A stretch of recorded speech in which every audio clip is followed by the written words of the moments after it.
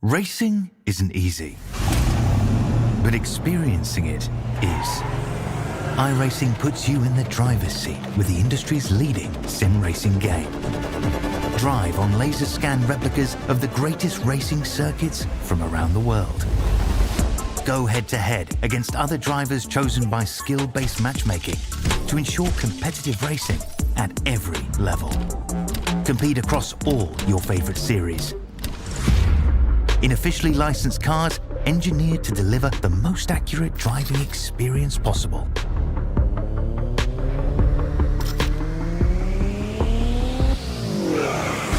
Join a race or host your own with players from across the globe. Race against the computer or in a league with friends. Feel the thrill behind the wheel. Visit iRacing.com.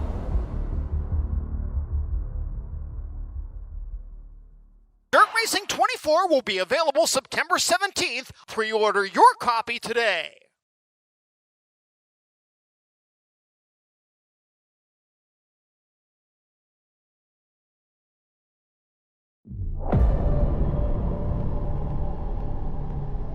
Welcome one, welcome all to SimSpeed TV for a very special night of racing.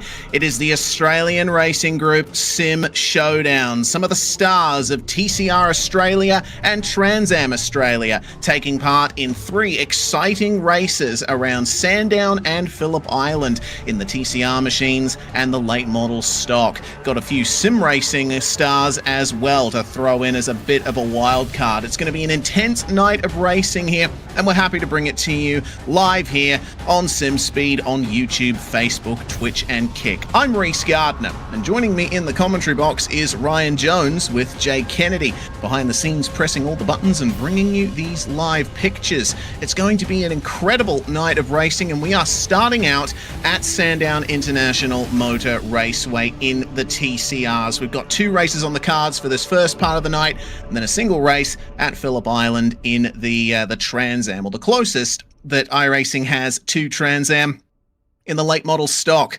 This is going to be fantastic stuff. Big thanks to TCR Australia and Trans Am Australia, as well as the Australian Racing Group themselves, for lending their support to this series. Well, Ryan, I'm looking forward to this. We're starting off at one of the classic Australian tracks here at Sandown. Plenty of heavy braking zones, long straights, a lot of challenge in a front-wheel drive touring car. Yeah, and really excited to see how our TCR stars stack up against, well, not only the Trico Trans Am stars, but some really good names when it comes to Australian sim racing as well. Sandown Raceway, the scene for our first 2 races tonight. It's all about action tonight. A 10-minute qualifying session and then 2 15-minute sprints around one of Australia's most iconic racetracks, faithfully recreated and will forever live on in iRacing, and hopefully continues on for many more years in the real world as well, Reese.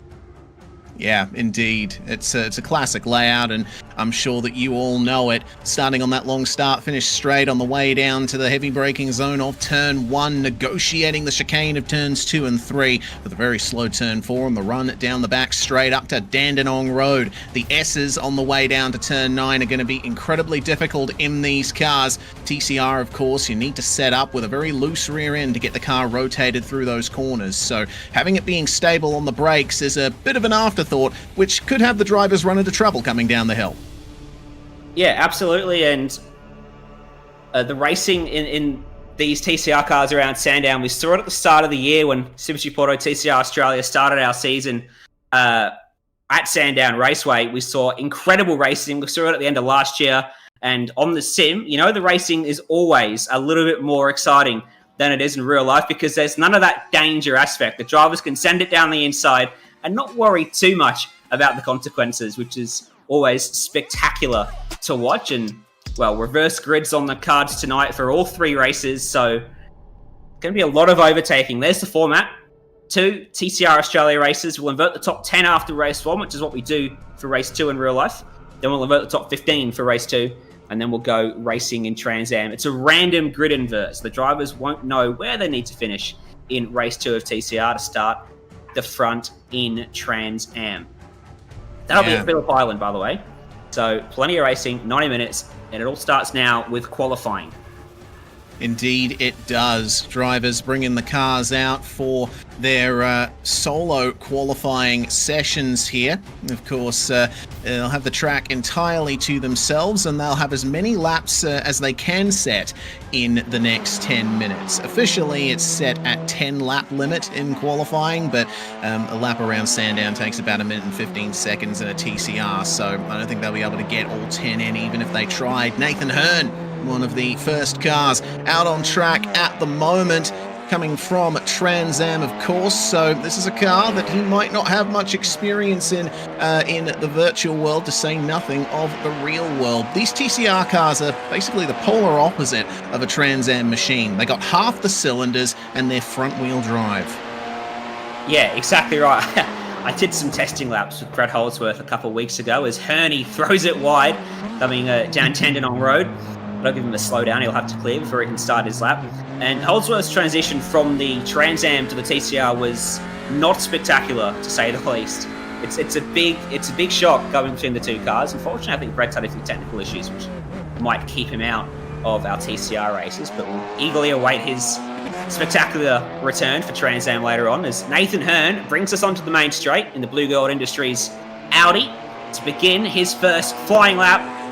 And it will be a very short lap here at Sandown. 1:15.1 was pretty much the fastest we saw in qualifying. In fact, Brenton Hobson, one of our iRacing wildcards, did manage to go under a 1:15. Nathan Hearn's been putting in the practice race. He's been back and forth from the text the last few days. He's keen, he's eager.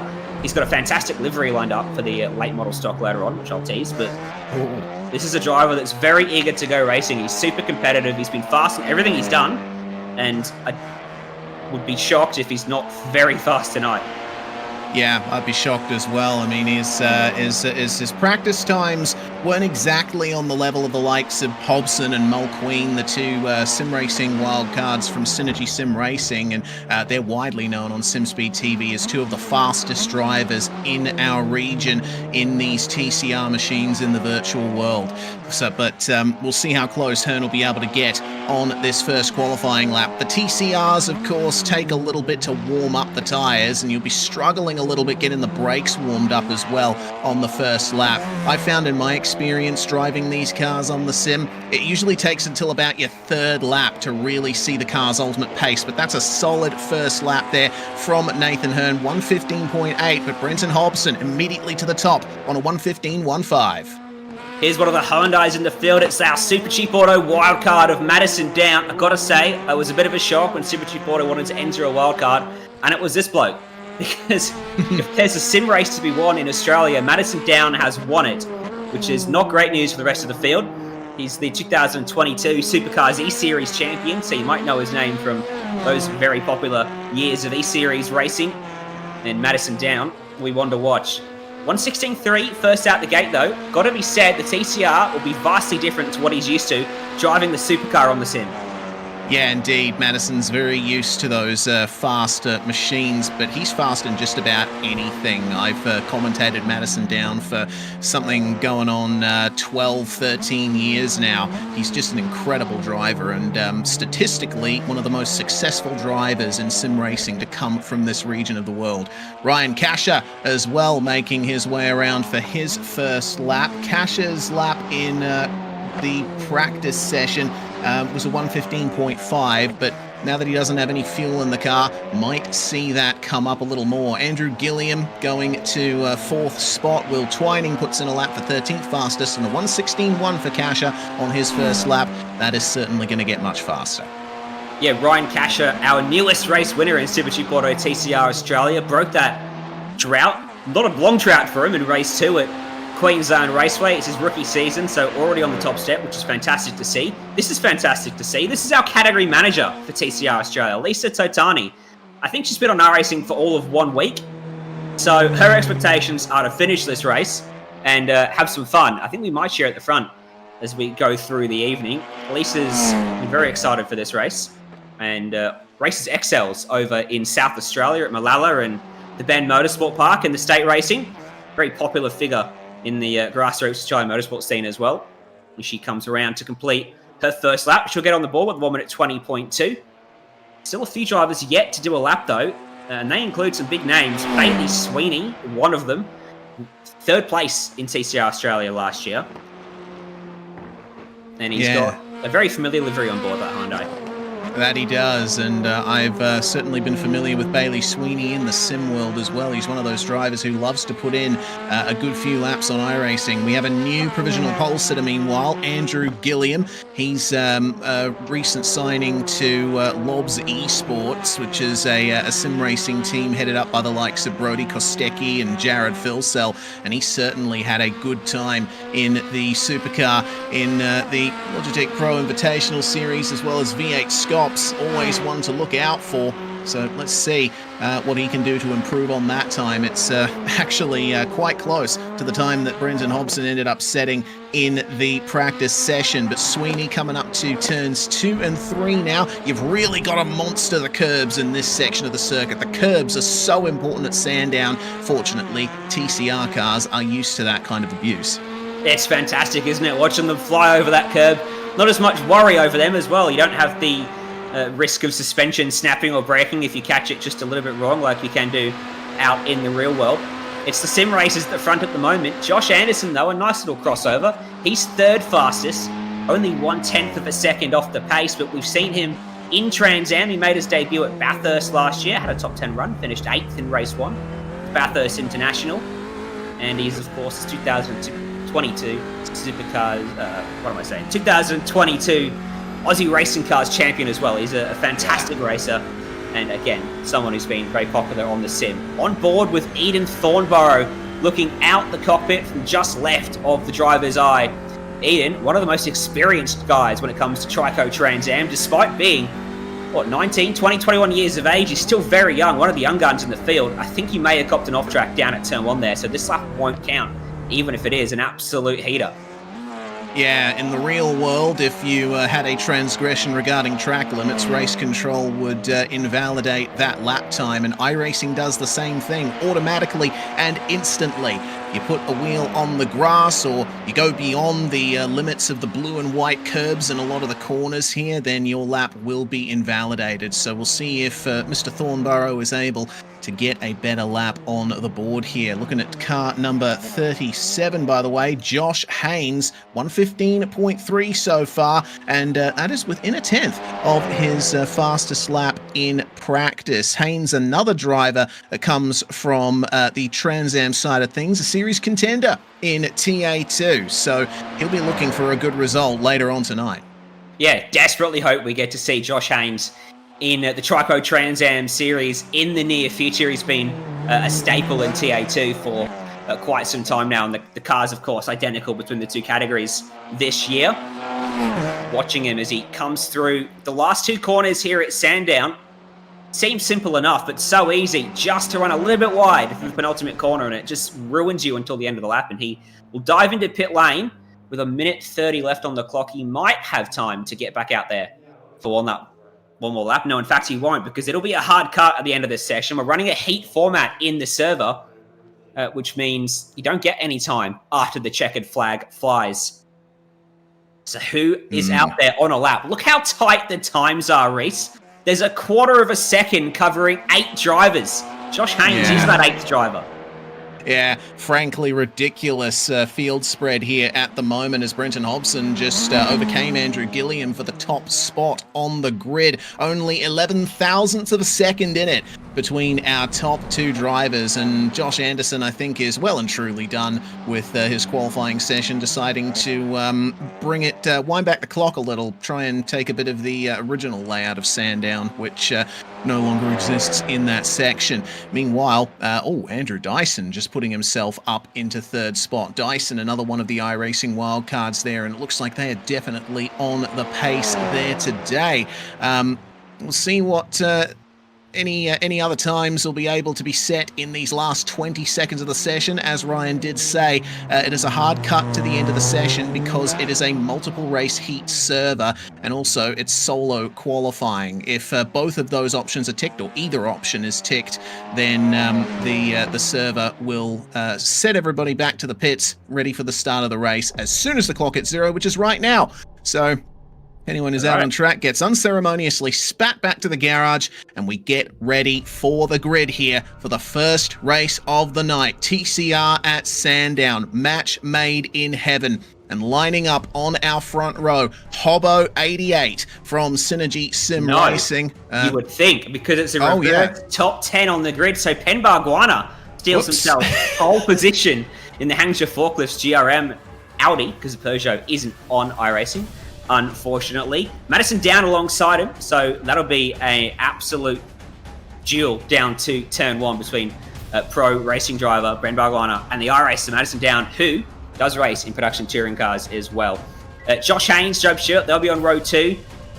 Synergy Sim Racing's Job Stewart, don't be confused, he is a Super 3 champion and top 10 in the Super 2 points this year as well. Damon Mulqueen, one of the best when it comes to TCR racing in this part of the world on iRacing, alongside Jimmy Golding, one of the best, full stop, in the CTE custom transport equipment entry. Row 4 of the grid, Andrew Dyson in the simrigs.com wildcard, and Josh Anderson. Not much needs to be said about that driver. And on row 5, it's Tim Slade's race engineer, Andrew Gilliam, and Brenton Hobson, the streamer. He'll have his perspective up. It'll be an entertaining race for him. He goes from P10 race. Hobo88 on Twitch. Sorry, I always forget something when about event formats when it comes time to talk about them. Apologies for that. But Nathan Hearn and Braden Taylor are our 6th row. From here on out, it's where they set their laps in qualifying. Kasha and Clay Richards, the young man of Racer Industries, starting in 14th spot. Then Bailey Sweeney and Brad Harris, 15th and 16th. Sweeney will be looking to work his way up the field. Jonathan Bykoff and Will Twining will round out the rest of our field as we've got a very quick start going here, and we are away for the first race of the night. Ben Barguana getting a magnificent run off the start. Madison Down has been left in the dust in the super cheap auto Hyundai Elantra. Side by side for 3rd. Job Stewart's going to take to the runoff area, comes back on track cleanly just in time for turn 3, but Josh Haynes is going to pressure him on the way into the twisties. Anderson's starting to make some moves as well. He's already made his way past Jimmy Golding, but there's a huge pack in the midfield trying to run side by side and banging wheels as we expect from TCR. Looks like Totani might have found the wall in the background. And Nathan Hearn was diving aggressively at turn 4, trying to make his way up the order early. Experience paid off, didn't it, for Ben Barguana? He knows how to get a TCR car off the line, front wheel drive as they plunge down the hill. Big braking zone down at turn 6. And a big incident. Just seen it off screen. Looks like it might be Nathan Hearn, who will assuredly be out of this race. File through towards the final sector. The end of lap 1. Madison Downs cut back into Ben Barguana's advantage. Super Auto wildcard looking to make his move back into the lead of this race. Barguana might have to go defensive down here at turn 1 because that gap is closing down. Job Stewart's trying to go with them. He's 1.1 seconds back as we go towards the braking zone. Does Barguana feel the need to defend? Not quite. Madison Down's not close enough just yet. Oh, big slide for Down, though. Caught the rear end going into the first turn. Of course, that's what you need in a TCR car. You run the brake bias a long way back in these things just to get them rotated into the corners. Barguana's wide at turn 3 and Down moves through to the race lead. Beautiful run from the number 77. Barguana might have a chance, though, in the slipstream, but he's not quite far back enough to cut in behind Down. He's going to pressure him. He's going to make him run tight on the way down to Dandenong Road. And this view from Job Stewart is magnificent. He's got a front row seat to this battle for the lead coming into the fastest section of the circuit. Barguana has to give it up, but there's no room for Stewart to get through. And lunging down the inside in the background, that is Josh Anderson making some early ground in the Clean Vibes Racing Audi. He just picked off Josh Haynes then, just making sure he doesn't get dived back at the very next corner. That was expertly maneuvered from Job Stewart, Ben Barguana and Madison Down to get through at turn 6. This is the replay of lap 1. This is Nathan Hearn. They were side by side behind him. What's happened to Nathan Hearn? It's 2x2, tips it in. Completely out of control, Nathan Hearn. That's a huge accident for the 29. Man, in the real world, that would have been a safety car for sure, and probably the medical chopper would have been scrambled. But fortunately, it's the sim world. There's no financial or physical penalty, unless you're running a direct drive wheel, that is. But regardless, shame for Nathan Hearn.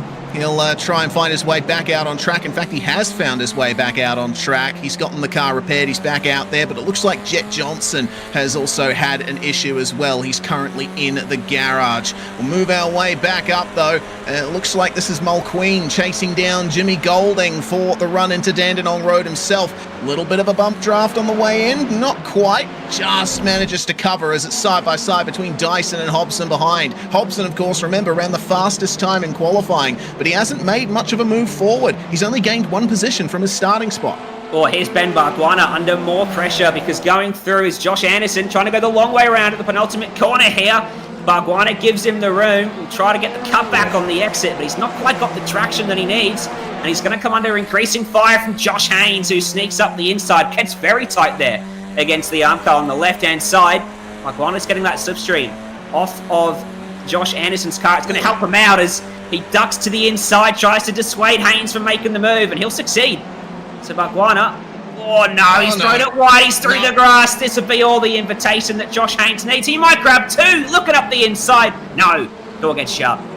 Yeah, goodness gracious. Both Anderson and Barguana running very deep at turn one. This is what happened to Clay Richards. To Clay Richards. He's already had damage on the front and collecting the Armco barrier there. It looked like maybe a bit of contact as well. Front suspension destroyed. TCR cars do everything on the front, so you want to avoid damage to that area. So, yeah, looks like Richards, Nathan Hearn's also gone back to the garage, and Jet Johnson currently out of this race. Poor start to the night for all three. Yeah, but they'll have reverse grids coming up. They'll be able to fight their way back into it. There's only 10 minutes to go in this race. It's a 15-minute sprint, an all-out brawl from the lights out. And I can see at the front of the field, look at this. Job Stewart is closed right up to the back of Madison Down. Two heavyweights of their respective disciplines are going to go at it. You could almost call Job Stewart a sim racer, but we'll call him a pro because he is in Super 2 and he is all over the back of Madison Down, who's gone on the defensive. Down to turn one. Stewart's going to force the issue down, darts back to the racing line, just leaves him enough room. Fantastic racing, great sportsmanship between the pair of them. They're going to be careful here, Reese, because if they start battling, they're going to invite a host of hungry drivers into the fight. Anderson, Haynes, Barguana, Golding, Mulqueen, Dyson, they're all lining up here. Nose to tail through turn four. Yeah, that's the thing about TCR. It's easy enough to run through the corners side by side, but you're costing each other time if you're battling with someone through the turns, and it just gives a huge advantage to everyone behind. Long train of cars trying to chase these two down as Stewart's going to go for the inside, coming into turn 7, and Down will just cut back in behind just in time. He won't be able to... Oh, okay, all right. I was going to say he won't be able to try at Dandenong Road, but he certainly had a go at it. But that little bit of side by side through one of the fastest corners on the track has brought Josh Anderson and Josh Haynes right into it. Side by side, Barguana trying to hold off Golding and Mulqueen, and contact is made. Barguana into the gravel trap. I think he might have just kept it out of the barrier there. He just kisses the Armco, but man, that's completely changed the face of the battle for 5th. That was GRM's stablemates running into each other there. Ben Barguana races for TCR and GRM, and Jimmy Golding, their Trans Am driver. So that'll be an awkward team debrief. Here's the replay. It just looks like they've crept into each other on the turning point. Barguana's tried to squeeze him out as wide as he can, and Golding's had to turn in, and Barguana unceremoniously dumped.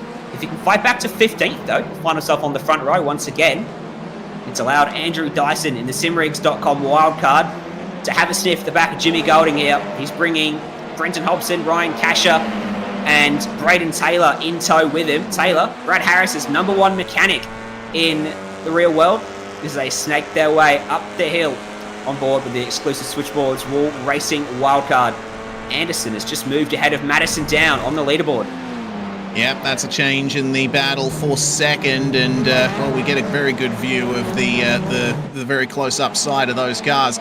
Tell you what, Job Stewart has not gotten away from these guys, and it's still an incredibly close fight between all of our top 4. 3 Audis versus 1 Hyundai. How did Anderson get it done here? It was the same thing that Stewart did on the previous lap, just a little bit more aggressive down the straight. Madison Down had to give that up.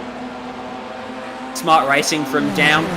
Knows how to keep his car alive. Be there at the end when it matters. As Anderson sets the fastest lap of the race. 1 minute 15.128. That would have put him very close to pole position in qualifying.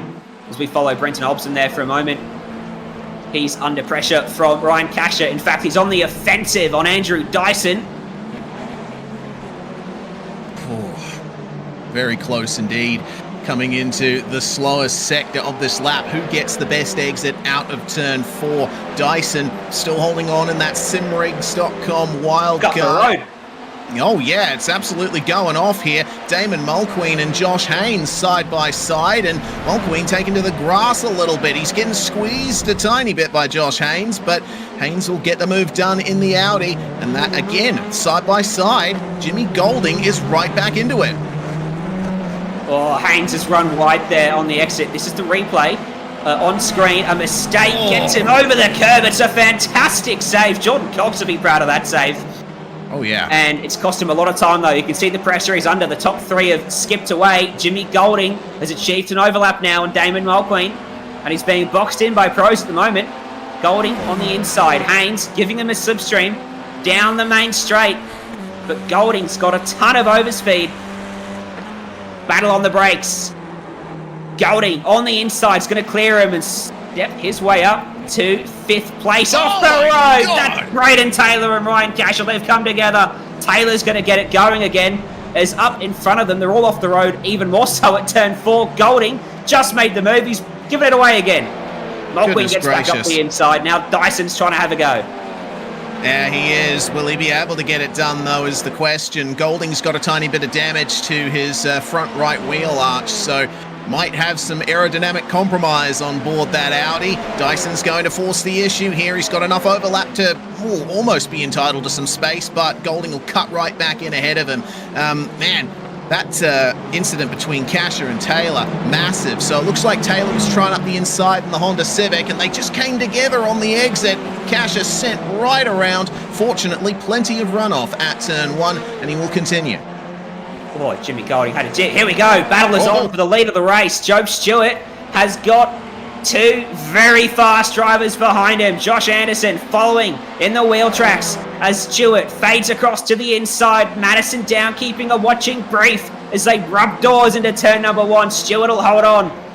4.5 minutes left to go on this race, and you cannot separate the top 3.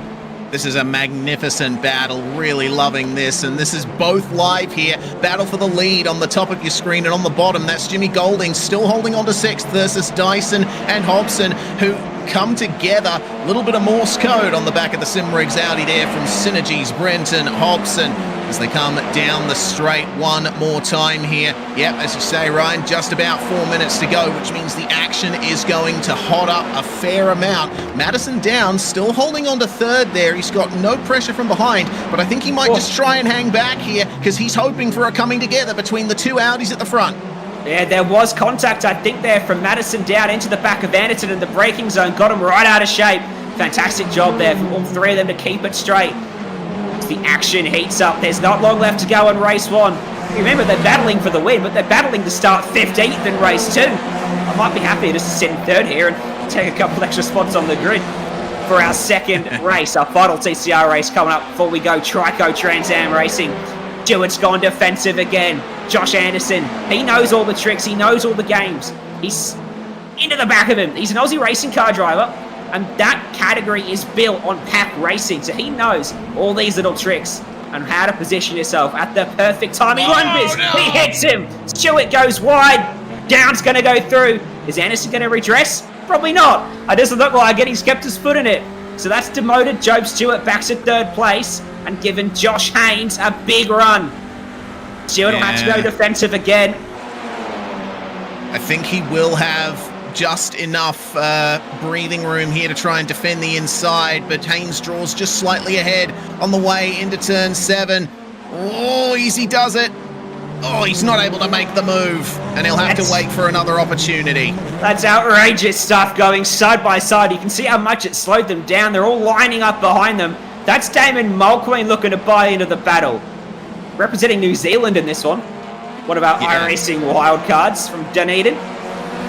One of the best in iRacing in Australia and New Zealand when it comes to TCR racing. And you can see why he's mixing it with a lot of professional drivers as Jimmy Golding is alongside Andrew Dyson just at the back of the shop there. It's the top 3 in this picture. Run line astern. Dyson using all of the racetrack on the right-hand side. With Golding will slip through on the inside.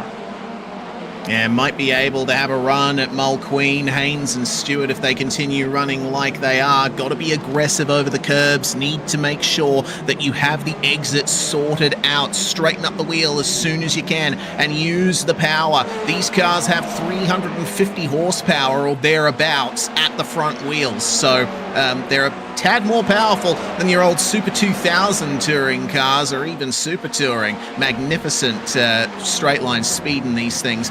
So the top two are looking safe for the time being. Anderson and Down, worth pointing out, they're also virtual racing teammates at Trans-Tasman Racing, so they won't want to run into each other too much, but as I pointed out many times in previous SimSpeed broadcasts, no team orders at Trans-Tasman Racing, and certainly no team orders between Job Stewart and Josh Haynes, both driving Audis. Mulqueen's going to slip up the inside at the final turn, puts the power down in the Hyundai, and he's going to grab a bit of a slipstream off the number 30 of Job Stewart, but Haynes is trying to get a little bit of that as well. Stewart is hard defensive, coming down the front straight. Haynes has a clear run into turn one from here as they pass a lapped car. That's Nathan Hearn, who's just let them all go, and just through the turn there, a little tap from Damon Mulqueen on Josh Haynes, but they keep it stable. Here comes Hobson up the inside of Golding at turn two.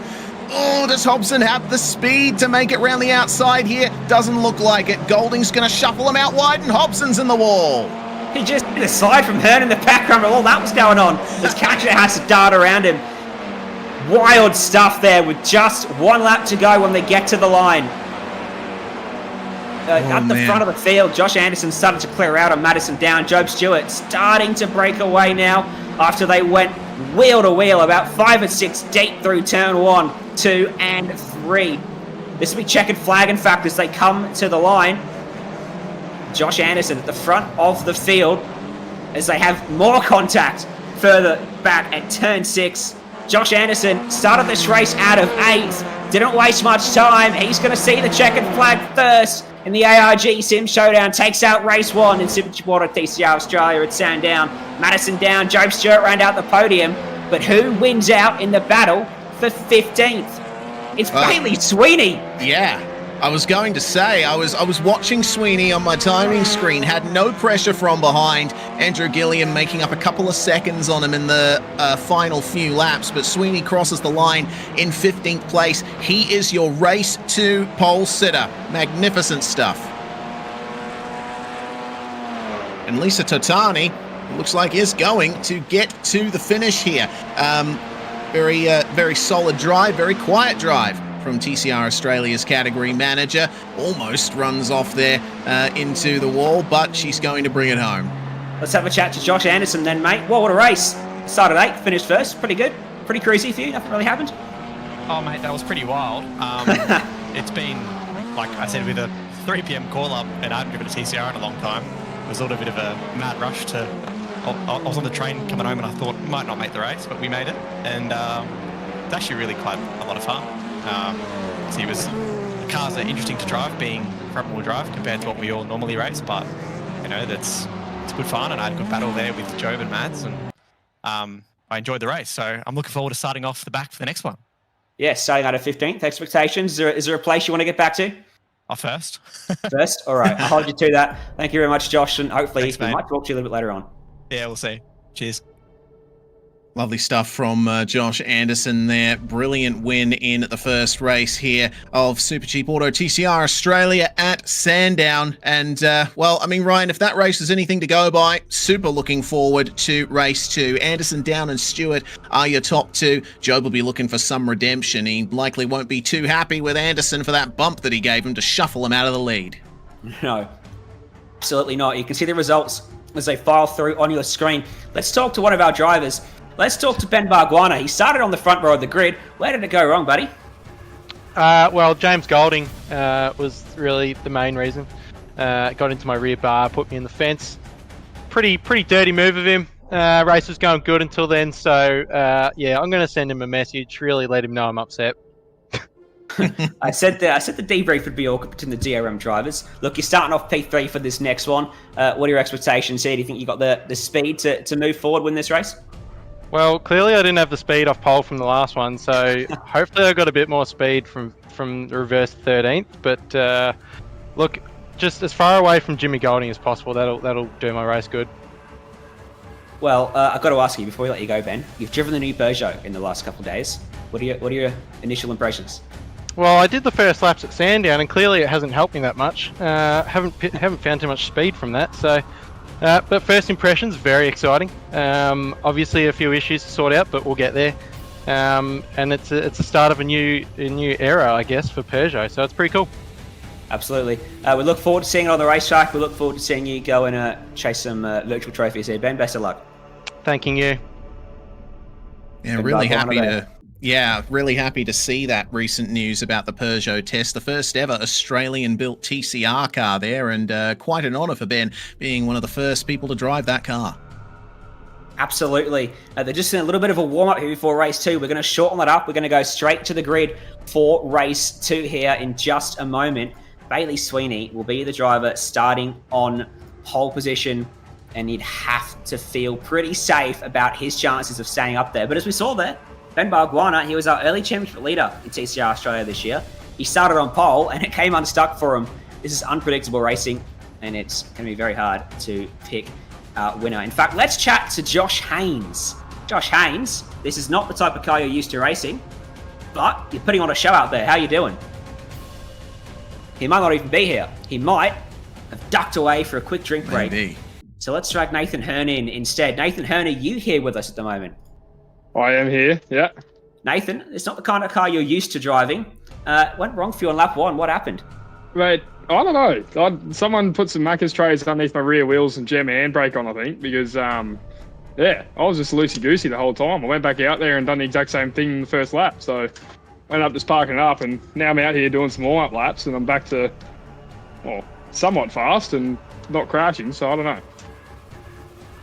Going to put yourself then for the end of this race, looking ahead to the Trans Am, which where really you should be able to cut your teeth.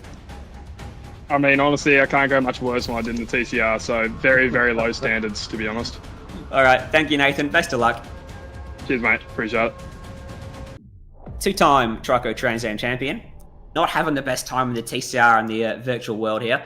As we are heading to the grid for race 2, it is Bailey Sweeney who will start on pole position.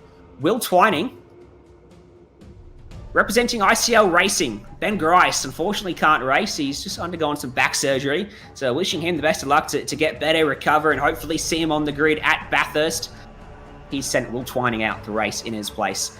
Ben Barguana, off-row number 2 from 3rd place with Jonathan Bykoff. Another late sign-up. He saw the entry list go out today, and he said, I want to be a part of that. And we very excited to have Jono in the field. Raced in the V8 Touring cars last year, and been in Super 3 as recently as 2019 as well. We'll keep going through the grid. It's going to run out very quickly. Brayden Taylor, Brad Harris, your top 10 rounded out by Ryan Casher, Brenton Hobson, Andrew Dyson, and Jimmy Golding. Your winner from race 1, Josh Anderson. He starts down in 15th place. We've got guys like Nathan Hearn, Jack Johnson, Eden Thornborough, Clay Richards coming off the back of the field.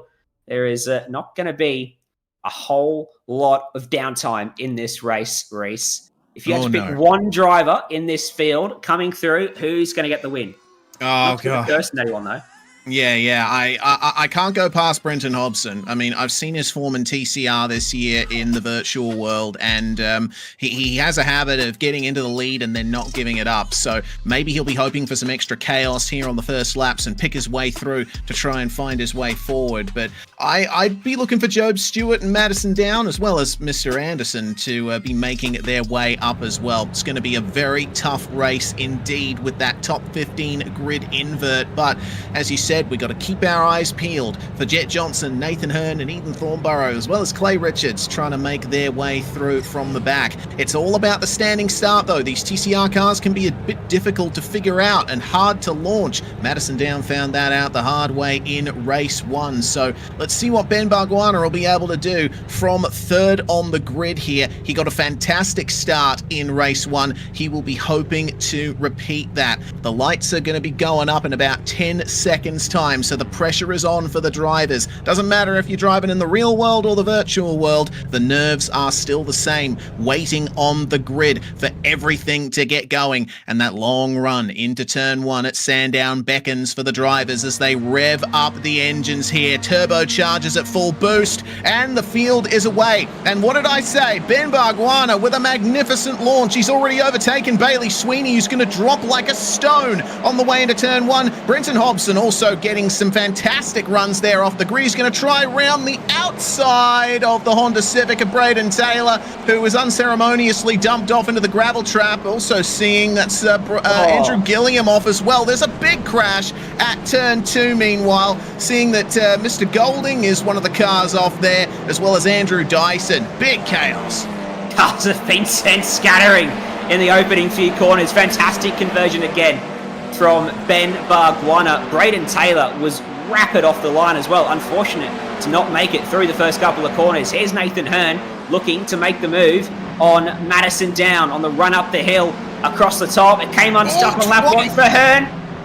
Oh, Twining almost lost it into Dandenong Road, and oh no! Josh Haynes bumping Ryan Casher off there down at the braking zone, and Josh Anderson decides to do a bit of lawn mowing and playing in the sandpit. Eden Thornborough in the wall. He is done today. Andrew Gilliam sent off as well. It's been a ridiculous race start here. It's also unfortunately claimed Lisa Totani as well, who's got some massive damage on her car in the pits. Well, Will Twining is still holding on to the lead of this race, but Ben Bargwanna is on the attack, and he's got a great run out of turn 1, but there's nowhere to go except to the outside maybe. Let's see what he can do. Well, look out for Brad Harris getting into the mix as well. These are 2 title contenders in Super Cheap Auto TCR Australia, and Will Twining is holding them off as Harris runs it up and over the curb out of turn 4. Jono Bykoff is looking to make his mark as well. 4 cars from 4 very different walks of life making the way up the hill. Here's the replay. Look at Bargwanna. He was against the fence, and then there was a big crunch as they came through turn 1. That was Totani exiting stage left at rapid speed. Harris came together with Bailey Sweeney into the side of Andrew Dyson, sent him off the road. Harris managed to keep going, and as you can see on the live pictures, he's now having a look at second place. Bargwanna is desperate to find a way into the lead. He made that move in real life across the grass. It hasn't quite worked this time round. Harris going to force his way through and off the road. Contact with Bargwanna. Jono Bykoff's going to go through. Damon Mulqueen is that in 4th place. Going to make up an advantage as well. Big damage to the back of the exclusive switchboard to Wall Racing Honda. Bargwanna back to 4th then, and Will Twining given a little reprieve at the front of the field. Yeah, he's got some good breathing room as well, Twining. Big shame to see that happen there. And you know, the Honda Civic is not the most popular car of the TCRs on iRacing, but you see there just how close Twining was to losing it on the first lap down at Dandenong Road. When the tyres are cold, the rear end slides around something fierce. Well, the tyres will be heated up now, and he can start pushing. He's got some good breathing room now, as it looks like it's a race for second. Bykoff currently the cork in the bottle as the damaged Brenton Hobson is chasing him down. So a nice little reprieve for Twining, but as you mentioned, Hobson's there, Bargwanna's there, they're into each other.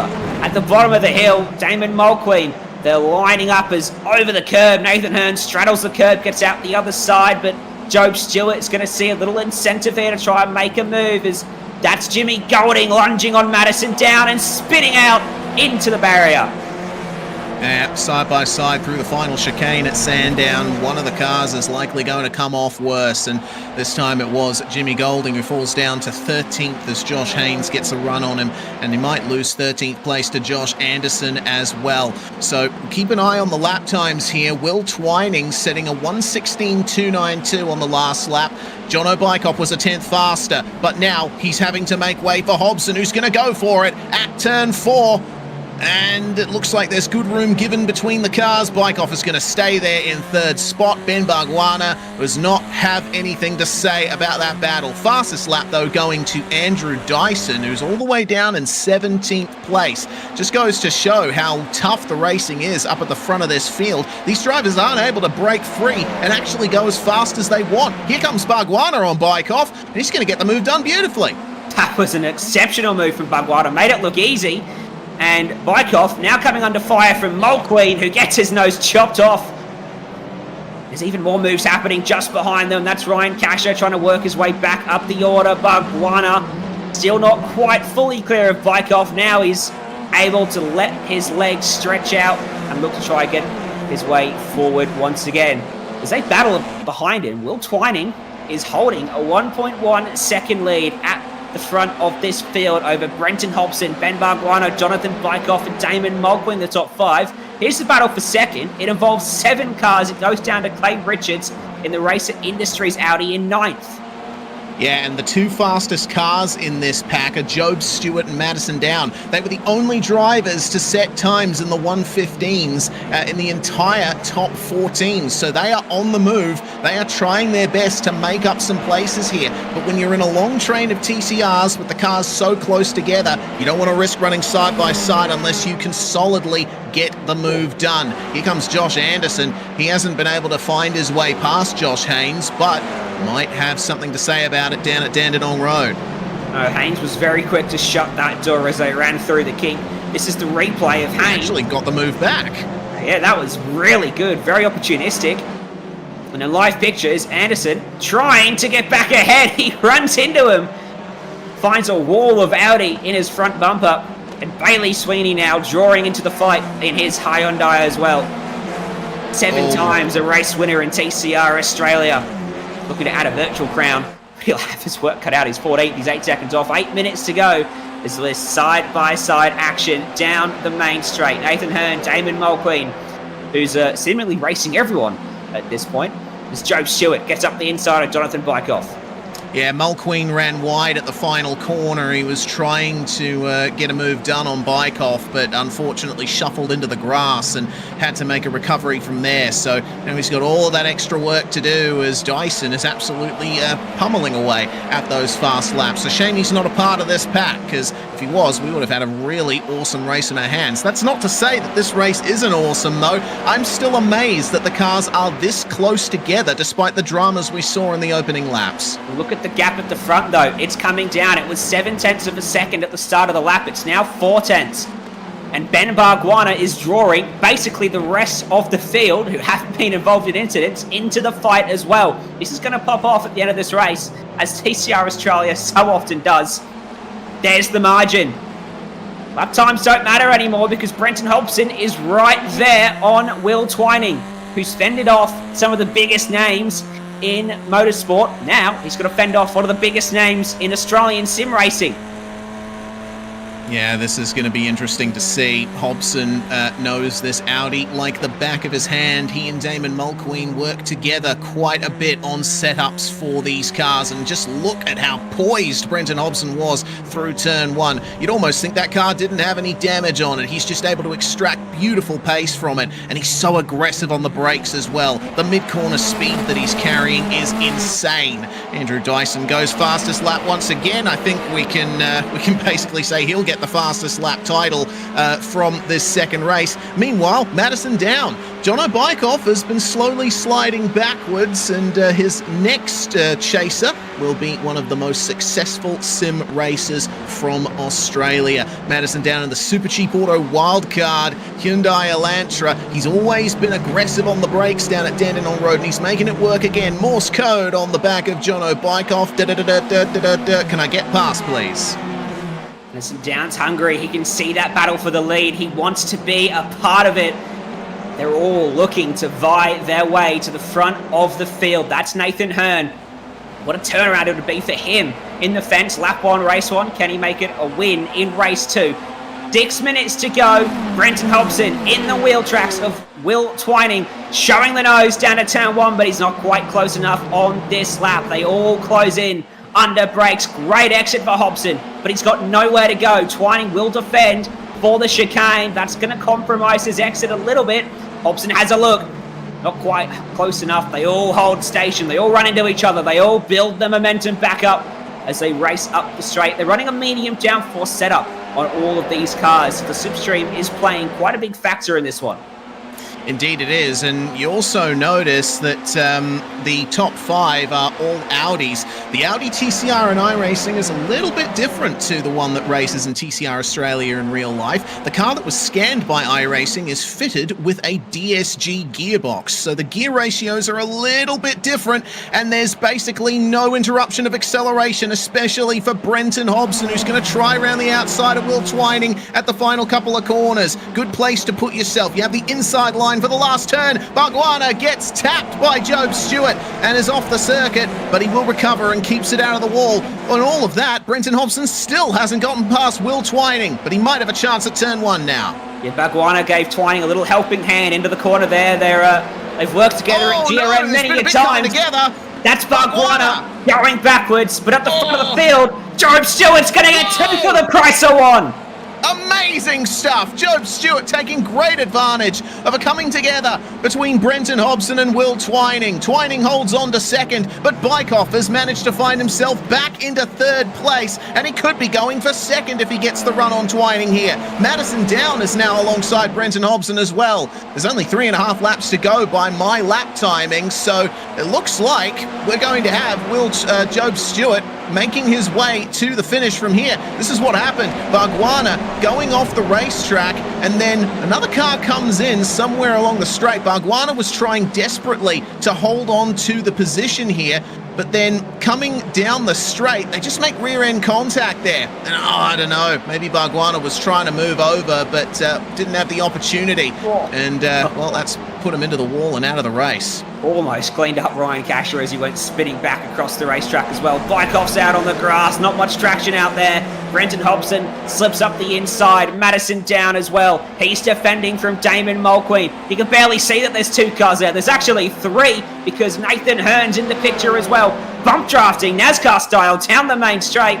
The Super Cheap Auto wildcard getting a boost as Bykoff almost turns in on Mulqueen, who gets the spot. Bykoff's in a world of hurt at the moment. Hearn's going to get a spot. Braden Taylor's going to go through as well. Ryan Casher's in there.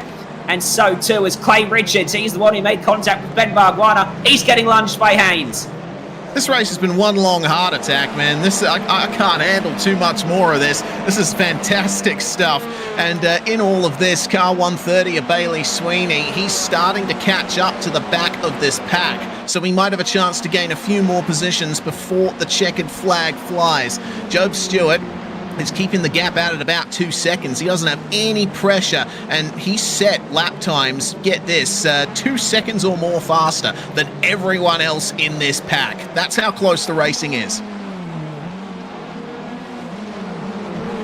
This is TCR Australia race. This is what happens in every race. Maybe not quite this level of carnage, but off the charts racing. TCR Australia has been building that brand for itself in 2024, led by the likes of Clay Richards, Ben Bargwanna, Ryan Casher, our newest race winner in this series, Madison Down. That is a stunning livery, I must say, that Super Cheap Auto Audi. Down the inside, that is Nathan Hearn picking up a spot on Bykoff, but he may have overcooked it a little bit. Bykoff will fight back here. Nathan Hearn won't give this up, you know that for certain. Side by side over the curbs, that's bold, and Hearn's going to get shoveled out wide. Oh, and it looks like Braden Taylor's going to get involved as well in the Honda Civic. Manages to take the title line, but that's compromised his exit. That might give a chance to Casher, Haynes, and Anderson behind. Meanwhile, this battle here for 3rd, Brenton Hobson still holding on here.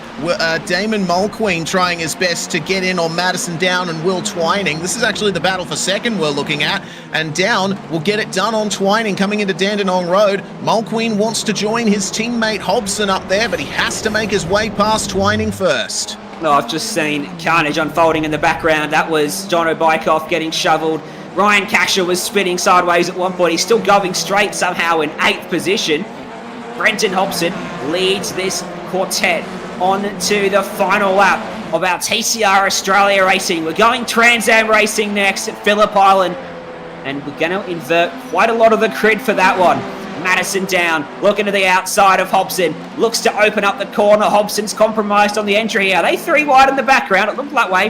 Hobson fends him off. There's Sweeney on the very inside of the circuit, testing all extremities of the racing surface at Sandown as they wrestle it out for the minor placings at the back of the top 10.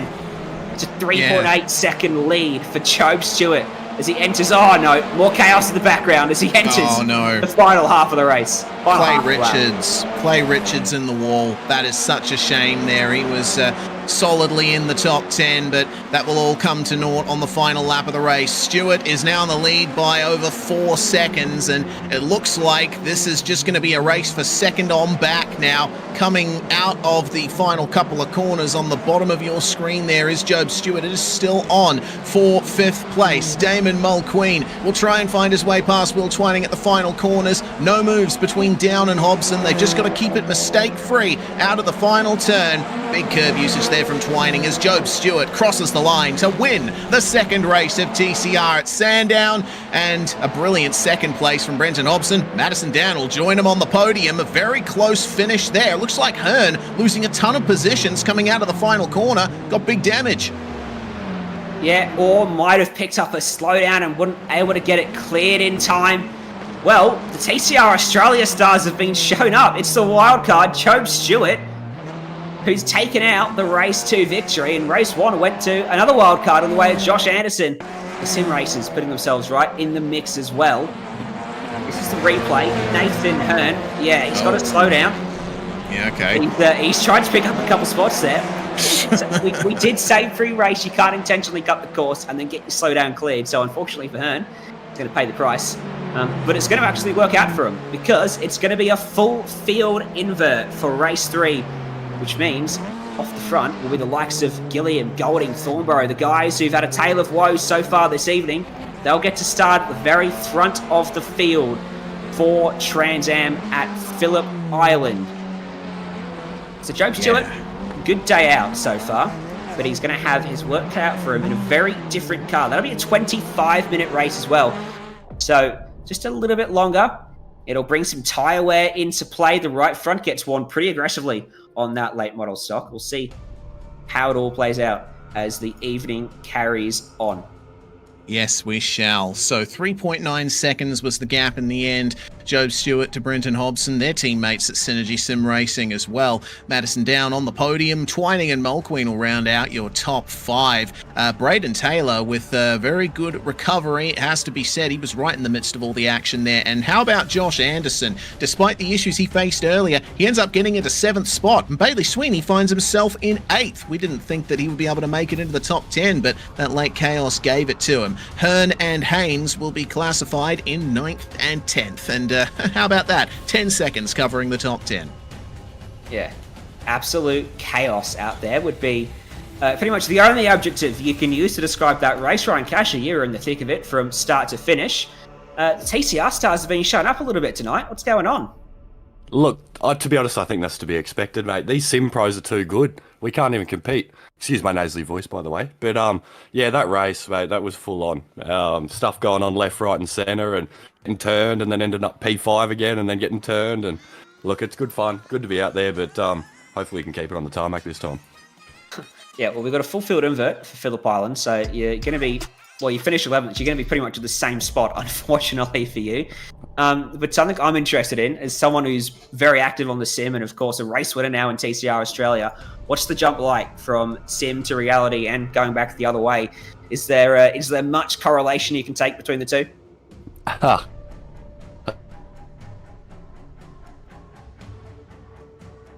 think we've missed Ryan Casher there. He's seems to have cut out, or I've cut out. No, Ryan Casher's and Mike's cut out. So that's we won't get the answer to that question. Maybe we'll have to drag someone else in a little bit later to find out. You know what? Let's talk to Brad Harris. Brad Harris, you got us there, buddy.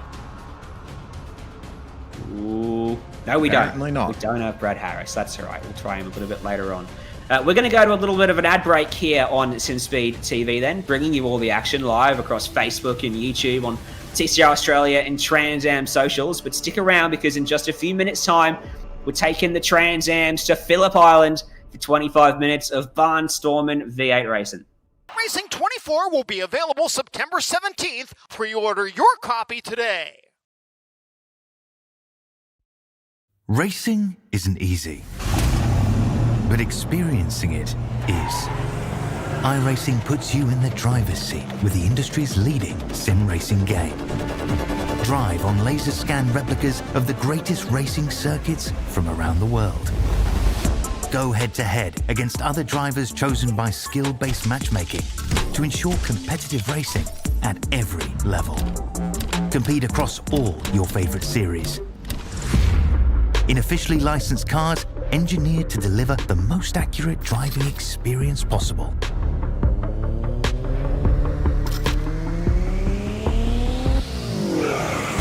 Join a race or host your own with players from across the globe.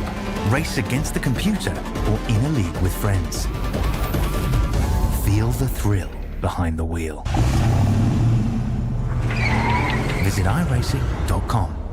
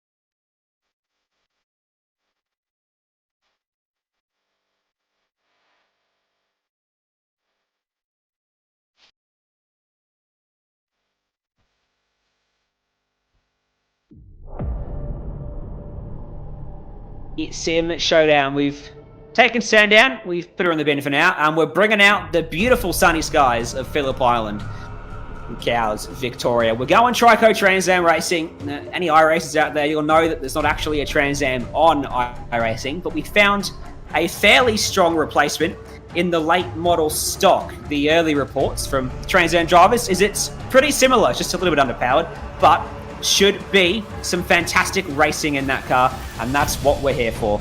It was a chaotic opening couple of races, to say the least, Reese. So let's chat to one of the drivers who was in the thick of it, another one of our drivers who is a sim racer, but also pretty handy out there in the real world as well. Madison Down, you've been in the thick of the action. What's it been like out there? Been awesome, to be honest. Super, you could say. Yeah, really enjoyed it. Second and third to start the night off, and heaps of good racing. So hopefully have more of the same in the third one. I love the sponsor plug there. That is top level stuff, Madison Down, and the Super Cheap Auto wildcard. You've got to start. Where are you starting from this one? It's a full Probably third last, whatever that is. So it should be interesting back there. Yeah. Have you done much practice with this car? Expecting much tyre wear? What are you thinking? I think there'll be a fair bit of tyre wear. I'm probably more comfortable in a rear-wheel drive V8 with all my experience in racing. So hopefully I feel a bit more comfortable. And the sound of this thing is unreal. So yeah, looking forward to it. Well, best of luck, Madison. Great to have you out here with us, and hopefully we'll chat to you again after the race. Thanks, guys. Cheers for the broadcast. Try and drag him back to the right channel. So Madison Down there, racing for Super Cheap Auto. It was their choice to enter the wildcard of Madison Down. Happened to choose one of the best sim racers in Australia, so kudos to them. Another one of the drivers we've got out here in amongst the action is Eden Thornbow. Reese, you got a couple of questions for Eden? Yeah, indeed, Eden. I suppose you coming more from the Trans Am side of things, TCR did have a couple of issues getting used to the cars, and it turned out to be quite a tough run out there for you. Look, mate, I don't think it's got to do with the car. I think I'm just useless on a sim, to be honest with you. Me and Ryan play a few games, and I think you can confirm that. So I'm not expecting anything big from the Trans Am. I'm hoping we're starting, a little bit further up the field. So coming stone dead last in the last one actually worked out for us for this one. Well, you're going to be starting from third on the grid here for cars that are a lot more similar to what you drive in the real world. So you never know. Maybe the result will end up coming for you. Oh, mate, fingers crossed. That's all I can hope for. Brilliant stuff, Eden. Thanks for joining us, and good luck for the 25 minutes to come. Thank you, mate. I'll need it. Absolutely, Eden Thornborough there. A brilliant driver in the real world, and we'll have to wait and see how well he does from third on the grid here for Trans Am, Ryan. We are starting very shortly for a rolling start here, and Andrew Gilliam is on the front row with Jimmy Golding. Thornborough, of course, starting from third spot as we get the overlays sorted. Shortly, we will be seeing cars that reflect what they're actually driving in the sim. Of course, we have left the TCRs in the past at Sandown, and now we're getting to V8 rear-wheel drive action. But for the time being, Thornborough and Bargwana are your second row, with Clay Richards and Andrew Dyson rounding out the top six. Then we have Bikeoff and Kasha starting 7th and 8th. Josh Haynes and Nathan Hearn will round out the top 10. Then it's Anderson, Mulqueen, Twining, Down, Hobson and Stewart rounding out our 16-car field for this race, Ryan. It's going to be a fun time. Phillip Island, very fast and flowing circuit. It's a classic for a reason, but as you alluded to in your chat with Madison, the tyre wear will be a big factor. Yeah, absolutely. It's going to be interesting. I think we've lost a couple of drivers on the drive from Sandown to Phillip Island. Not sure where they've landed, but we've got 16 drivers out here ready to go. That's what we're racing. Late model stock. It's Trans Am, and look at Jimmy Golding. That is exactly what he races to P4 in the championship. 3 race wins this season. He'll share the front row with Andrew Gilliam. Another couple of fantastic liveries there. Eden Thornborough for Team Valvoline, GRM alongside his teammate in the TCR stable, Ben Bargwana for Hangcha Forklifts in the number 71. Off row 3 to be Clay Richards in the Racer Industries. Is that a Mustang? And Andrew Dyson for simrigs.com. They've got a Pontiac scheme. Pontiac and Trans Am, that'll look pretty cool. Jonathan Bikeoff will go off row 4 with Ryan Kasha in the Valvoline entry. and sharing the 5th row of the grid. Josh Haynes and Nathan Hearn. That is a livery and a half from Nathan Hearn, and I'm going to start a petition for him to run that at some point in the final 2 rounds of the season.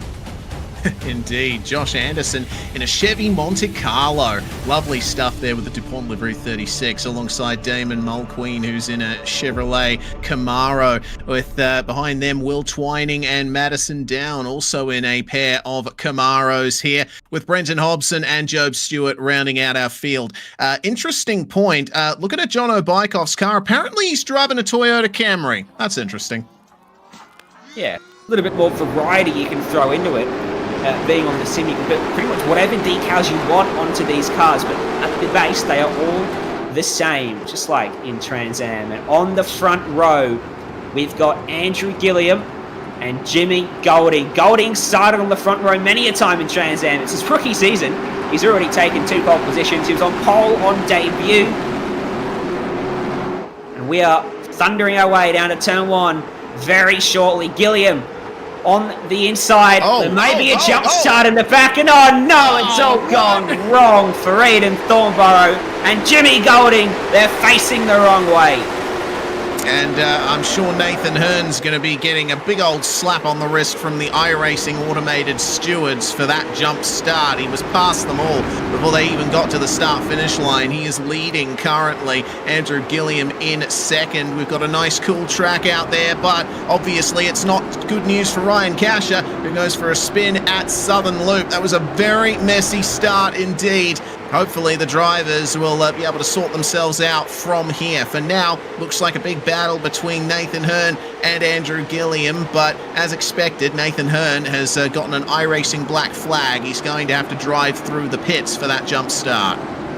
Yeah, I don't think that one's going to be getting cleared either, because that was a little bit excessive from Nathan Hearn, unfortunately, coming from 4 or 5 rows back.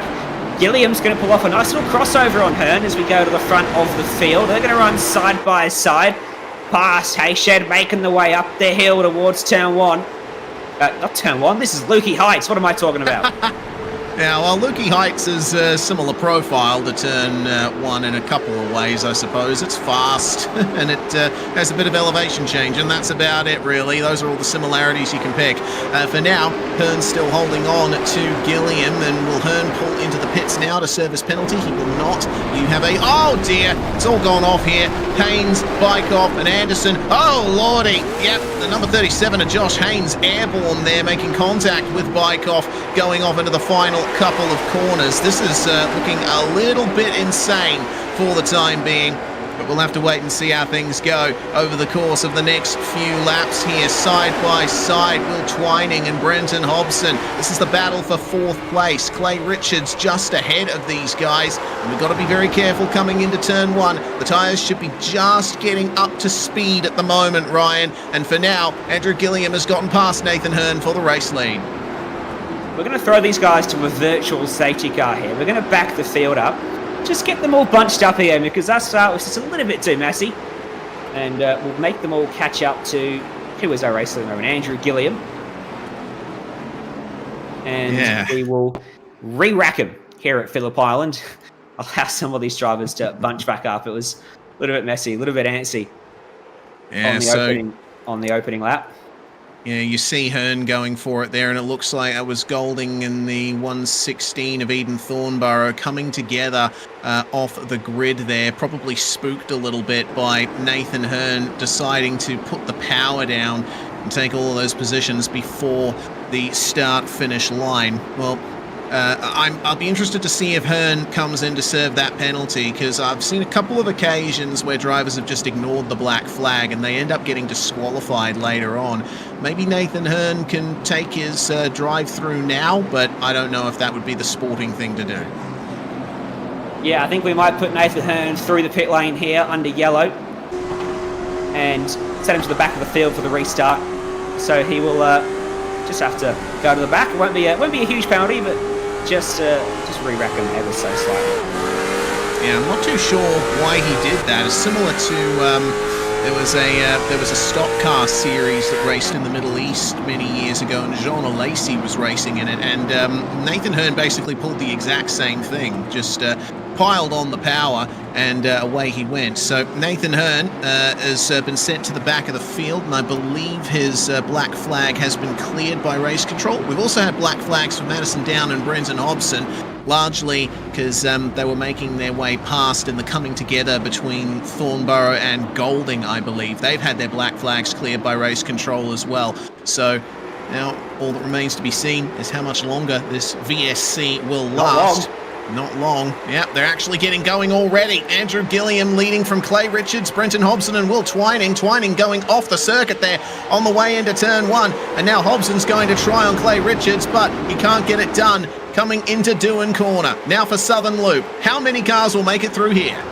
Well, it's a cleaner start. I think they've brought some of their senses about them now after that little antsy start to the race. And Gilliam trying to stretch his legs, but Clay Richards, deeper experience, third generation racer, is in second place and looking to make his way into the lead. That's off the road from DuPont Scheme 36, unfortunately. That's Josh Anderson, who was super fast in the TCR, as it's still Gilliam leading Richards, Hobson, Twining, and then Andrew Dyson, your top 5. Bargwanna side by side with Mulqueen and cutting him off on the run to Siberia.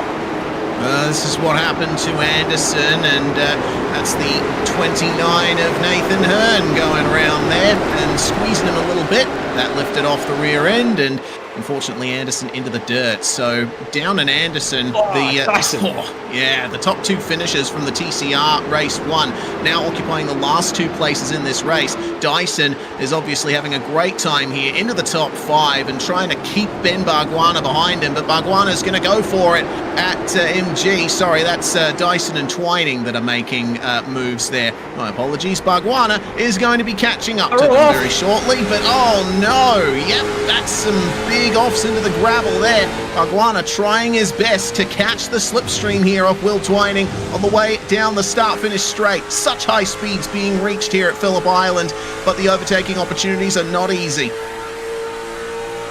The slipstream not as powerful as it is in the TCR cars, as well as Bargwanna pulls out, tries to open up his run through turn 1 there, sliding off the rear tyre through there. It's fantastic stuff to watch as he tries the dive through Southern Loop. He leaves the door open, does Twining. Bargwanna needs no second invitation, finds his way up to P6 then, and Ryan Cash is going to try to come through as well. They're side by side behind them, 2 by 2, as we head towards Miller Corner. Yep, it takes a couple of moments, doesn't it, to call it Miller. We're so used to calling it Honda, but of course the name was changed some time ago. Side by side into Siberia. Twining now catches the grass on the outside of Siberia, but you can hold on to the outside line nicely there. He'll be able to stay ahead of Mulqueen for just a few moments more. This is on board with Jimmy Golding, who obviously was none too happy with that coming together with Thornborough off the start, but he's managed to find his way back up into 11th place and trying to keep an eye on Josh Haynes and Nathan Hearn, 2 of the 3 cars in this field who still occupy the same position they started in. But there's going to be a change there, because that's a big lock up there for the 37 of Haynes, and he's going to go off at MG. No other casualties from that particular incident, but there was a coming together there between, it looks like, Nathan Hearn and Job Stewart. Oh, just a little bit too eager on the brakes there. It's really easy to lock the fronts on these cars. You've got to run that bike a little bit back, and some of these drivers, you might not have practiced that, might not have realised, as Ryan Cashin on board with him, looking back at Will Twining and Jimmy Golding, fighting for position down a main straight to turn 1 as Gilliam stretches at the front, 1.4 second advantage for the experienced sim racer and race engineer over at Premier Racing as well. He's racing for Lobs Esports. Look at this, 3 wide through Southern Loop. Jimmy Golding gets 2. Amazing stuff there. Jimmy Golding taking great advantage as Kasha went very deep in Southern Loop. I think struggling a little bit to find the right-hand edge of his car there. These late model stocks are quite difficult to... Oh no, into Honda. Sorry, Miller. The number 72 of Will Twining locking up, almost turning Golding around, but they made it through. Are they going to make it through Siberia, though? Seems like every single corner, they're hanging the rear end out.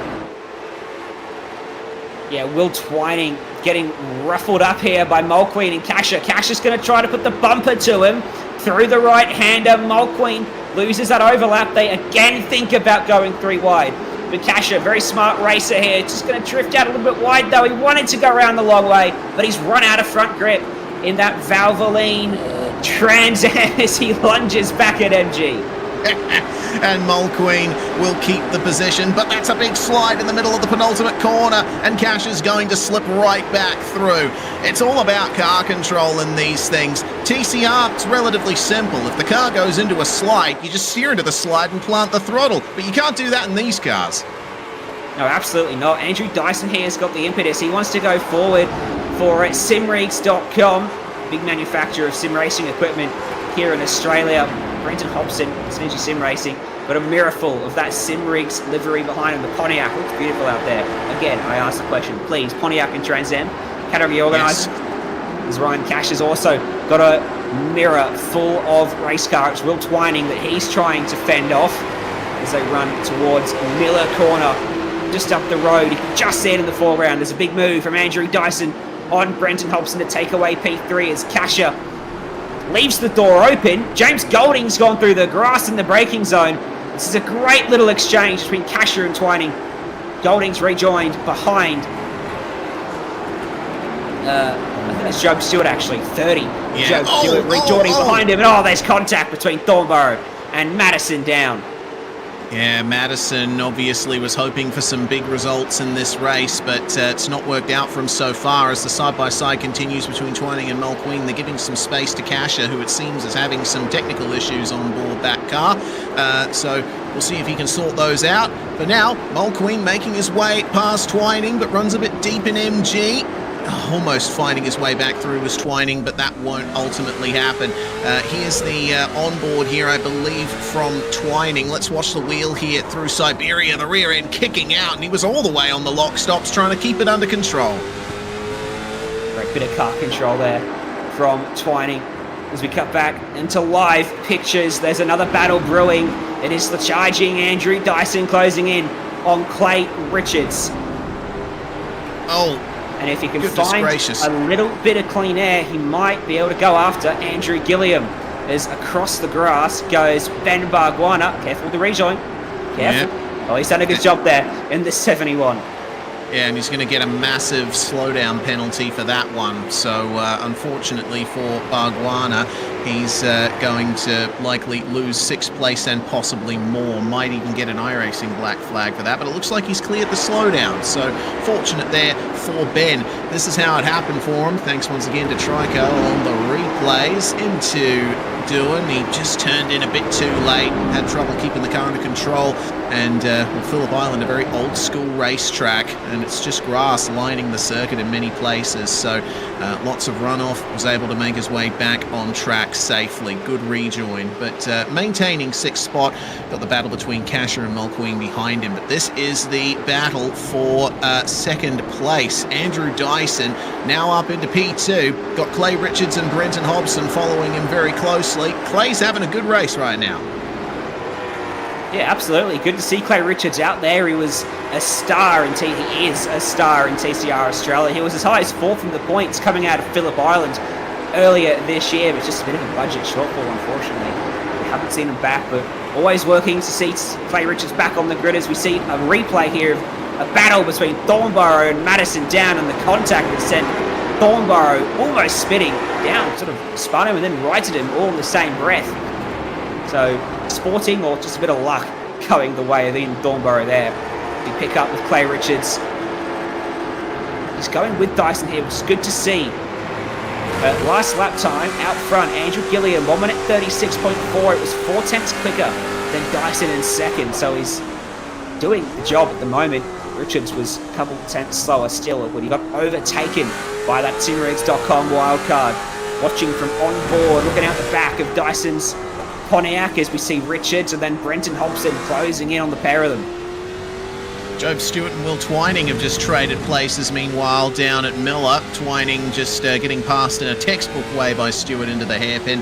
We'll see what Clay Richards can do to fight his way forward. He's going to have some big pressure behind from Brenton Hobson, who I want to point out has the most positions gained in the entire field. Hobbo is up 11 spots in that wildcard entry, so really awesome stuff from him. And this is how Stewart got it done on Will Twining, and just looked like maybe Twining having some trouble keeping the car going straight in the braking zone, and Madison Downs found his way past him as well into the top 10. So now we turn our attention back to our leaders. Andrew Gilliam 4 seconds in the lead, and very quick lap indeed for him, 136.3 now, 0.3 slower as Andrew Dyson. So I don't think there's much chance of the lead changing for the time being, but we could see Clay Richards catch back up to him if Dyson starts suffering for consistency.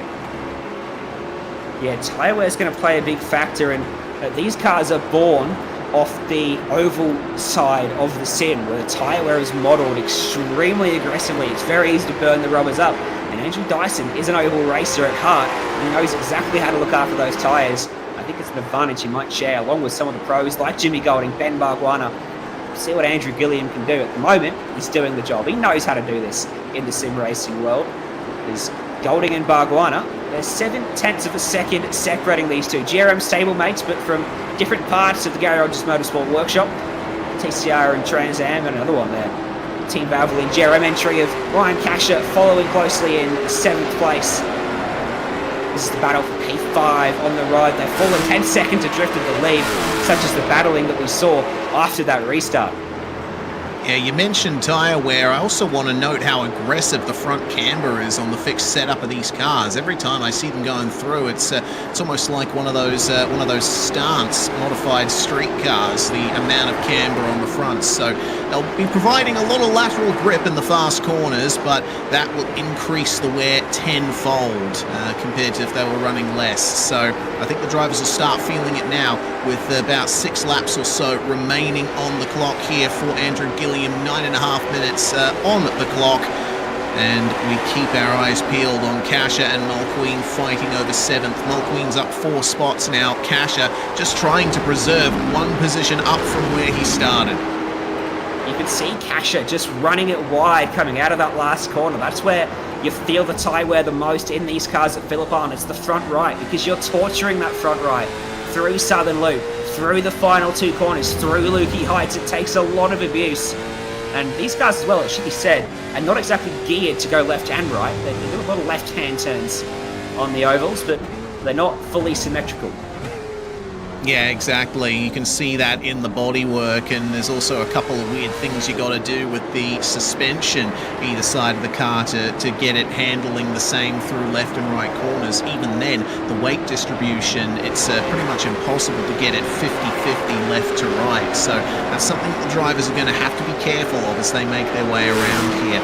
Casher still holding on, but Mulqueen starting to pile the pressure onto him as they come into the final sequence of the lap. Just up ahead of them, Jimmy Golding and Ben Barguana still battling away over P5, and all of these drivers are setting pretty similar lap times, but we want to keep an eye out for Job Stewart in 9th. He ran about 2-3 tenths faster than all of them on the previous lap.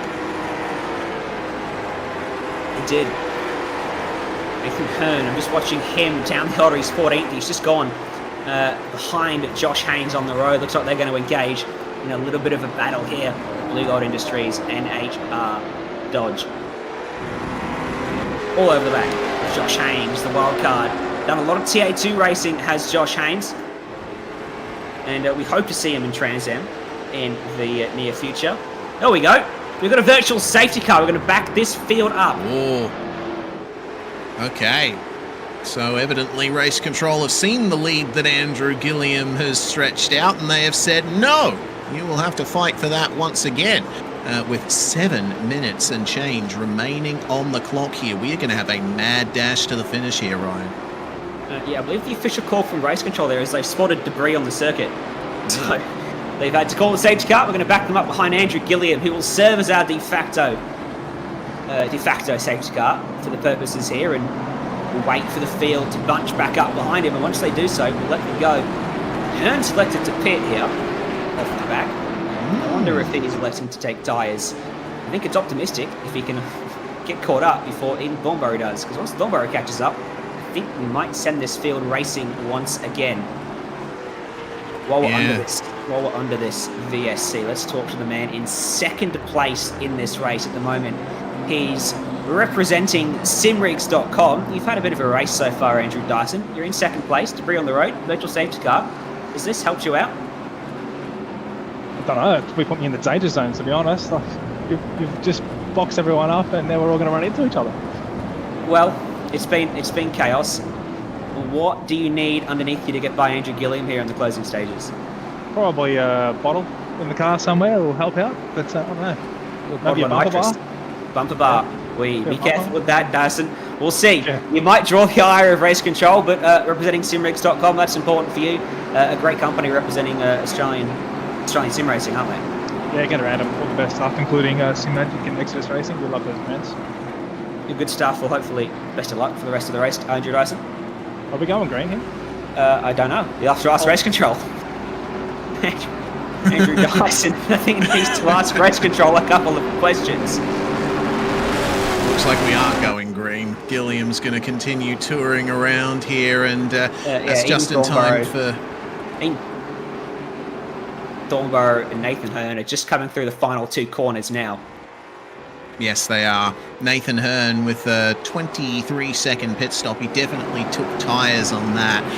We've also seen pit stops for Josh Haynes and Jono Bykoff as well. Jonathan going to make his way back out in the Camry sticker emblazoned machine, and we'll be able to get racing at the end of this next lap. Now, this is going to be something interesting for all of the drivers. We've got our bottom four cars, we presume, on fresh tyres. They're going to have a massive pace advantage if they can avoid getting into incidents, which is entirely a possibility. Let's be honest. They could have a big run here in the final few laps of this race. Gilliam, Dyson, Richards and company, they're on the same tyres they started on. They've already been working them hard. They will have cooled down under this safety car period, but they will rapidly start overcooking them once again. And we don't know how much tread's remaining on that rubber. And they're going to restart this race at Siberia, so we're not waiting for the end of the lap. The virtual safety car is going to end. Andrew Gilliam will be in control of this field. We'll see how the fresh tyres stack up as Race Control gives them the countdown. We go back racing at Phillip Island. Oh my Very God. even jump all around. Cash is trying to send it through the grass. He's had a fantastic jump.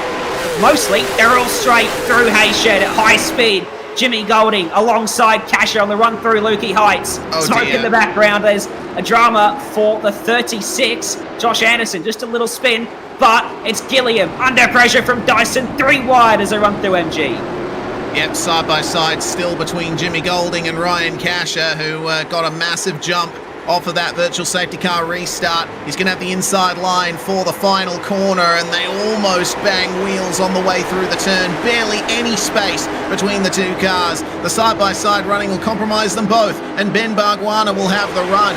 Dyson is pressuring Gilliam into the first turn. Here's Job Stewart, meanwhile, trying to get 9th place off Damon Mulqueen and also keep Madison down behind him. Madison's race has come back alive. Remember, he was running quite a ways down the order. Well, this restart has allowed him to almost break fully into the top 10. But he's got a lot of pressure around him and behind him.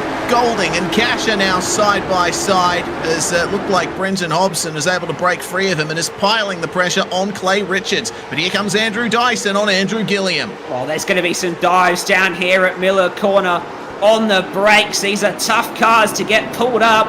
They're rubbing doors as they go through, but they all make it out the other side. No, they don't. That's Twining off, and Thornborough squirreling his way back onto the racetrack. Job Stewart also had a poor run through Miller. It looked like it was Twining overshooting the braking zone and just hitting him off. So unfortunate there for Job, who was dominant at the end of the second TCR race. He'll have to settle for a position well outside the top 10 as Mulqueen and Down fighting over 8th place. Nathan Hearn's right there with him too. Hearn making a good recovery from his earlier troubles, and he's almost going to get it round the outside of Down at the final couple of corners. What a great acceleration out of MG for the Dodge. Madison Down just wins out. Now Hearn will look for the crossover through the final corner. The white flag is flying. This will be the final lap here at Phillip Island. There's 4/10 of a second at the front of this field between Andrew Gilliam, Andrew Dyson, third place Clay Richards, holding off Brenton Hobson and Ryan Casher, who looks hungry.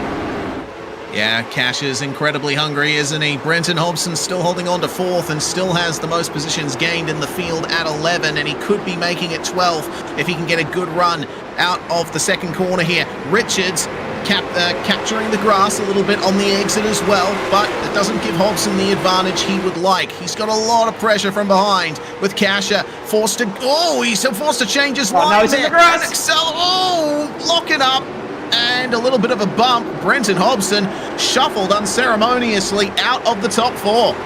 That was fantastic sportsmanship from Hobson to give him the room, though. Allowed Casher to gather it up, and they both play on for another day. Casher's apologising over the radio. Mind you, these two great mates are going side by side once again. Bargwanna and Golding.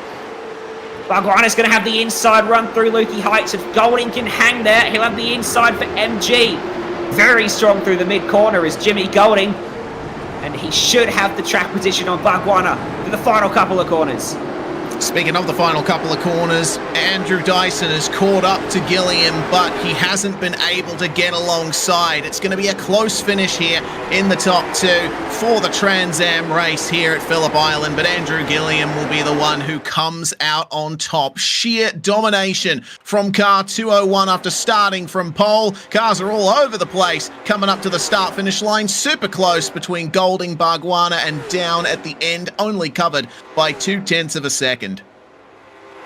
What a great little restart at the end. Spiced it up, and we had some great racing. But Andrew Gilliam, the wild card from Lobs Esports, and very popular figure in Australian sim racing, shows them the sim racers know how to do it because they've taken out the victory in the final race.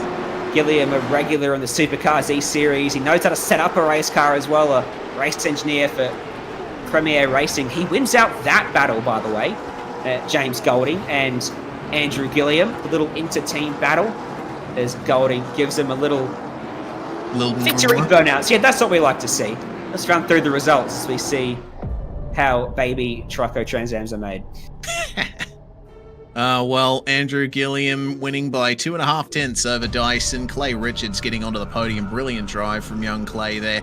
Ryan Casher and Brenton Hobson round out the top 5, but they're coming together on the final lap. Golding recovering to 6th after his early issues. Bargwanna down 3 spots in 7th. Down makes it back into the top 10.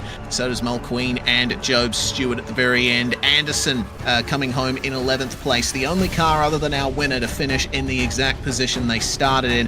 Bykoff, Hearn, Thornborough and Twining will round out the cars that finished. Josh Haynes unfortunately going to the pits and not coming back out before the end of the race. Our sole retirement from this 3rd race of the night in the ARG Sim Showdown. The Trico Trans Am race absolutely went off there. Really enjoyed those virtual safety car interventions. It gave us a very exciting race. Certainly did. We're just waiting. Hopefully we get a couple of drivers in the broadcast booth for an interview, but Andrew Gilliam's, I think, having too much fun on his cooldown lap at the moment to jump in the Discord channel that we are wrangling all these drivers through to hopefully have a few post-race chats. Clay Richards ends up as the leading professional race car driver in 3rd place in the Trans Am. Not even a car he's used to driving. Maybe we should see if Clay Richards wants to go Trans Am racing at some point in the near future. Speaking of Reese Gardner, the next time we'll see Trico Trans Am on the racetrack out there in the real world, where the stakes are at their realest, will be at the Supercheap Auto Bathurst International. And that'll be an all-out brawl. It'll be the start of the mountain to the city, the massive blockbuster 2-week finale of the Trico Trans Am series. We'll go to Bathurst for a 2-day event format for Trans Am, and then make the trip down to Adelaide. Doesn't look like anyone by the name of Andrew Gilliam or Clay Richards has been able to make it into the broadcast booth, so we will pretty much accept the fact that we've wrapped up with most of the drivers throughout the evening race. We've spoken to most of them, so we will, I think, wrap this one up right here. Hopefully a good bit of fun on a Wednesday night when there's A bit of a downtime between rounds for TCR and Trans Am to set some of the drivers loose in the virtual world. TCR Australia, they're next on track at Race Sydney from October 18 to 20th. And we have got Andrew Gilliam alongside us in the broadcast booth. Andrew, in the end, that worked out pretty well for you. Yeah, I'll take it. It wasn't the best start to the night, but no, it was a clean race. I missed that bit of a pile up at the start as well, which was a bit of luck that went my way finally. But cruisy little race at the end there. Talk about the transition from the TCR to the Trans Am, two wildly different cars.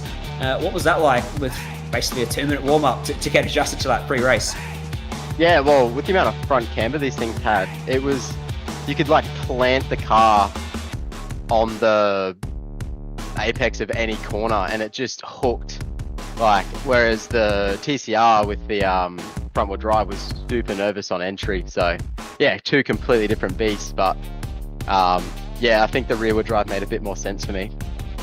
In terms of your sim racing exploits, your real racing exploits, your one's a little bit different to the rest of these guys. You do it behind the pit wall. Talk about that, moving up through the ranks and taking what you're learning there into the sim racing world.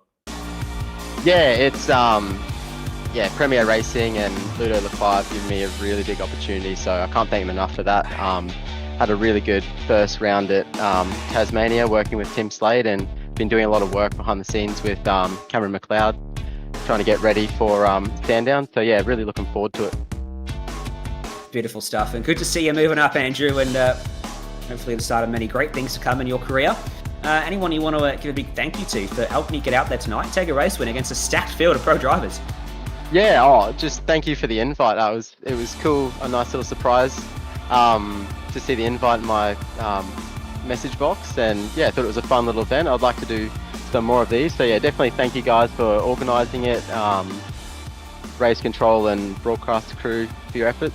Yeah, I'd like to see some more of these, but yeah, and it was a bit of fun. I was in the comms with Jimmy as well, having some battles, so shout out to Jimmy, working with him a little bit.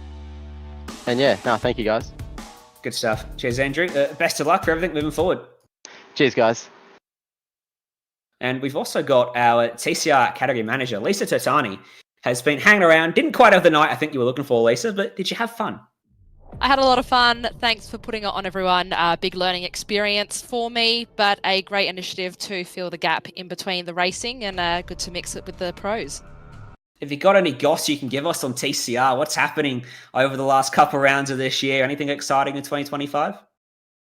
A lot of big things to come.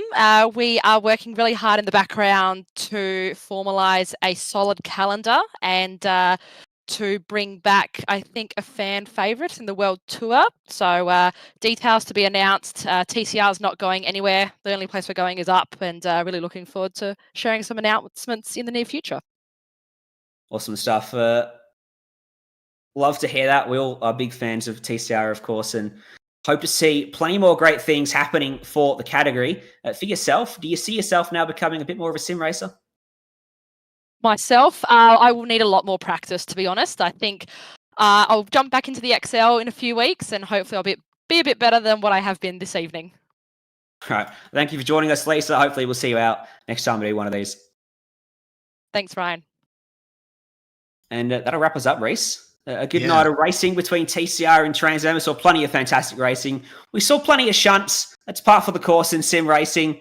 And I think we saw quite a few drivers having fun in a bit of a downtime. Yeah, exactly. A really nice way to spend a Wednesday night for us and for all the drivers out there. We want to give a big thanks to Australian Racing Group and the Superjeep Auto TCR Australia and Trico Trans Am Australia for putting all of this on. Really appreciate the efforts of Aussie Online Gaming as well, the administration team behind the scenes, Dan Yeaman and the crew doing a great job of organising this event on the night. And we want to thank you all out there on YouTube, Facebook, Twitch and Kick for continuing along with us over the course of this night, if I can get my words out. Obviously, SimSpeed TV have a lot of excellent shows coming up in the coming weeks, so stay tuned to SimSpeed socials for news regarding that. I'm Reese Gardner, Ryan Jones with me in the comms box, and Jay Kennedy pressing all the buttons behind the scenes. We're SimSpeed TV. We'll see you next time.